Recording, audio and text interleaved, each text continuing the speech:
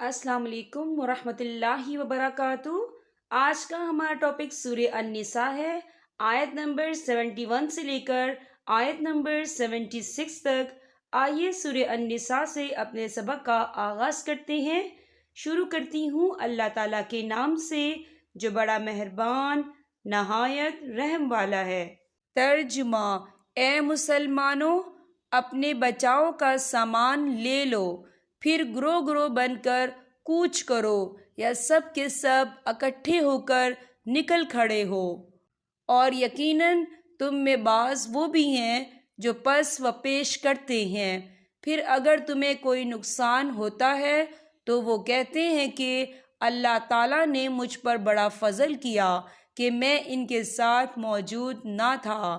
اور اگر تمہیں اللہ تعالیٰ کا کوئی فضل مل جائے تو اس طرح کہ گویا تم میں ان میں دوستی تھی ہی نہیں، کہتے ہیں کاش میں بھی ان کے ہمراہ ہوتا تو بڑی کامیابی کو پہنچتا۔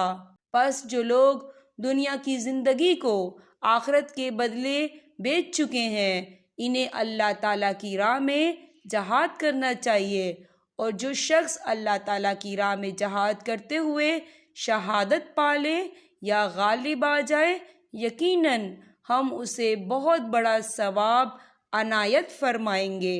بھلا کیا وجہ ہے کہ تم اللہ کی راہ میں اور ان ناتواں مردوں، عورتوں اور ننھے ننھے بچوں کے چھٹکارے کے لیے جہاد نہ کرو، جو یوں دعائیں مانگ رہے ہیں کہ اے ہمارے پروردگار، ان ظالموں کی بستی سے ہمیں نجات دے اور ہمارے لیے خاص اپنے پاس سے حمایتی مقرر کر دے، اور ہمارے لیے خاص اپنے پاس سے مددگار بنا۔ جو لوگ ایمان لائے ہیں وہ تو اللہ تعالیٰ کی راہ میں جہاد کرتے ہیں، اور جن لوگوں نے کفر کیا ہے وہ اللہ تعالیٰ کے سوا اوروں کی راہ میں لڑتے ہیں۔